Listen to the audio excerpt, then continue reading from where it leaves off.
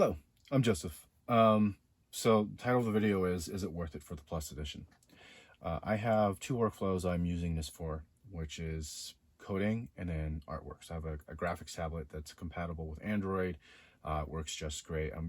I like Artflow the most because the tablet, it forces you to go in portrait mode. I can lock screen and work off of that. So the first one will be, is the extra gig worth it? In terms of coding, it doesn't seem to be worth it.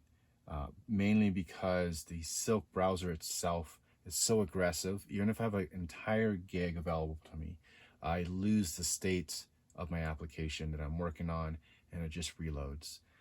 For example, there's a thing called Qi that gives me the full ability to use Chrome DevTools, not the full, but a good portion of DevTools. And every time I would come back to, go to the tab, it would say this, is disconnected. And that would because when I have my tab open and then I go to my editor, which is in Termux, and Termux is a very low memory application. I'm using NeoVim, which also very low memory. I have a couple of language servers running and npm with Nux application running underneath that. That uses a little bit more RAM, but it doesn't work. Like if even when I have like 800 megabytes still, it'll like go to the Silk browser, it'll reload. So I've stopped using the Silk browser because of that. I've tried other ones, Google Chrome, Phoenix or Firefox, Samsung Internet. They all have these kind of same problems because these are mobile browsers. They're trying to be really aggressive in managing the memory. So my workaround for that does require a little bit more RAM is Andronux, and this is a way to get distributions of Linux kind of in your Android tablet. So then I have full access to a desktop class browser like Chromium. So what I will do is I'll just VNC it to it, and then I have a full Chromium experience. I can inspect as I need to, pause, breakpoints and stuff like that, and work all through that. And it doesn't lose state when I'm switching between my editor and stuff like that. I can have Google music on the background playing. Now I can code in Andronux too through VNC. The problem with that is that this is all software rendering because that's what Termux has, and it's just very slow to use Visual Studio Code on there. And by the way, you can run Visual Studio Code server through Termux and then go to your Silk browser, but it's the same issue. What I was doing was I was using Visual Studio Code server in my browser tab, and then I would go go to the next tab over where my web app is running, and then go back to Visual Studio Code tab, and it'll just reload again. It's very, very annoying to have that happen. It just made that useless. And it's, even with the 4 gig variant for the HD Plus, it just doesn't matter for that. So down here I have the regular HD10, and then this is the HD10 Plus. I've tried this scenario on both of them. Andronux and Termux takes a bit more, and it's going to be a bit harder to run on the regular Kindle Fire HD10. In terms of art, you have access to more layers now, and that's about it. And for video editing, I tried that. It doesn't make any sense really because it's just slow around. It doesn't have the graphics power to really run a full video editor like Filmora Pro. It can kind of run it, but it's very, very, very laggy and slow. In general, the CPU and the GPU is just maxed out on this tablet, so the gig isn't really helping you in that regard. Okay, so enough talking about the extra gig. What about wireless charging? It was needed for me. I want to plug stuff into this and not be limited by how much battery I have left. I have a fairly beefy USB-C cable here that plugs into a whole spaghetti nest of cords that's to my microphone that I have here, wired Ethernet, so if I want to do gaming with low latency I can do that, hard drives, graphics tablets, and everything else that I would need to run everything I want to do. That wireless ability to charge, it's great, but there's a big caveat on it.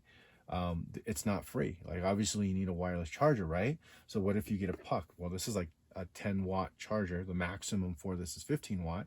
Put it there. Okay, let's get a micro USB, plug it into some brick or something like that, and you'll notice that it's not charging fast enough. You're losing battery even when it's on wireless charging. Well, you can have your screen at full brightness. You can have stuff plugged into this, potentially pulling battery out as well. So what I found is that you need the puck, the cable, and the brick to all be able to deliver 15 watts. If the brick can do this, like a quick charge 3.0, but the cable cannot, then it will not get to your puck to give you that 15 watts. So you'll be spending extra money on a quick charge 3.0 brick and an extra cable, because whatever comes with the Kindle Fire HD10, even the plus one, they're just cheap USB-C cable, can't carry 15 watts for whatever reason. And also the brick is a 9-watt charger. So just be mindful of that. On top of that, you can't pick any case you want. The case needs to be thin enough to be able to support wireless charging. So when you look that up, like your literal only case that you're going to get is a clear case, which is butt ugly and provides very, very little structural value to your tablet itself, other than maybe scratching.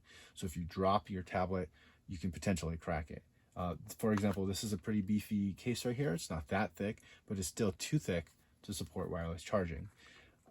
So you're incredibly limited on that. The keyboard case that you can buy with this, that like Amazon officially support it, does have the ability to go through and have wireless charging, but it is fairly thin. It's a keyboard case. It's not really meant to give that full protection as you would expect for like a much beefier tablet case.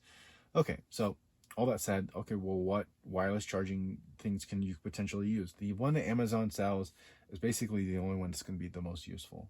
And that's simply because some of these Android apps will force you into portrait mode, and you're going to have to do this like song and dance of like switching your tablet around, stuff like that. The other one that I saw was like $10 cheaper, has this like adjustable puck that you can move up and down. The problem with that is if you're doing that dance between portrait and landscape, you're gonna have to move that puck every single time, because the position of it needs to be fairly close to where the centerpiece of the tablet is. That's where the wireless charging is at. So I was actually working on a project, I can show you it here, that's a 2-piece case that has, the case will have wireless charging built into it. So you just, effectively you're providing a second port, USB-C port, which is what they should have done. They just should have provided 2 USB-C ports, one only for charging. I know that might seem dumb for them, but just one for charging and one for USB-C host. But yeah, so this is a $10, 15 watts charger PCB that I got off of Amazon here. And I designed just a little holder on it. This is a little loose fit, but I've redesigned it already. It's a 2-part case system, so like this goes on the back, sits in position, and the case goes around that to clip onto the sides here and stuff like that. Just my 3D printer's down, so I haven't finished that project yet. But yeah, so I can have this technically just like slapped and taped onto the back, and then I can have the charging in here for that to charge. I did try the magnetic USB-C ones that you can like just like break off real quick and slap it back on without having to like rip it out and push it back in, because USB-C cables are fairly beefy and they require a certain amount of force. I was afraid I was going to break this at some point, but yeah, and you can get these a lot cheaper. Like you go to AliExpress, you pick a pack of $5 each or something like that, or as low as like $3 or $4 for 15-watt chargers. And then they also have the ones that are like these massive array ones. So if you wanted to build one that supported multiple tablets, potentially that would be another avenue. But yeah, it's just like there's a problem with them going wireless charging in the fact that they are literally the only tablet on the market, actively on the market, that has wireless charging. So the peripherals around this does not exist, and their peripherals really the only usable one in that regard. And having, you know, if you go to that wireless charger that they provide, you can look at the warehouse provisions that they have for it, which is like $20-25, whereas the other one that has the adjustable puck is rarely on the warehouse for heavily discounted and stuff like that. So you're not really getting much of any benefit out of going with that one with the adjustable puck, unless there was another tablet on the market that supported wireless charging. Other than that, it's just kind of useless. You're buying something specific for this size, even with that Amazon Fire one, and it's just, for me, it's a waste of money. I mean, it's a third of the price of this tablet, and why would you spend that much on a charger that is only ever going to be usable for this tablet, unless they continued to provide wireless charging for their 10-inch Fire HD, which I don't see a viable for them to do. they're better off just upgrading the USB-C port to be able to charge and have USB-C hosting.